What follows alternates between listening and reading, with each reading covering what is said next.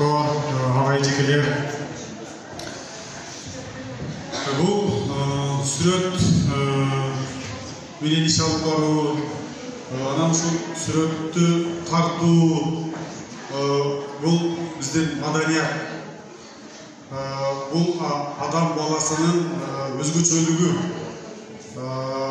Бұл жер бетиндеги жан-жаныбарлардан биздин өзгөчөлүгү ушул, биздин жан дүйнөбүз, биздин фантазиябыз, биздин ой жүгүртүүбүз. Мына ушундай жан дүйнөнүн байлыгы менен биз башка жан-жаныбарлардан айырмаланып турабыз да.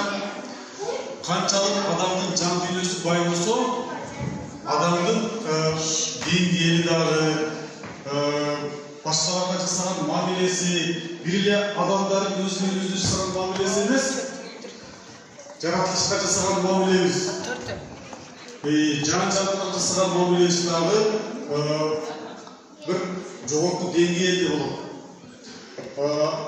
Эң негизгиси мына ушундай сүрөттү көрө билүү өзү бул чоң бакыт. Балдар.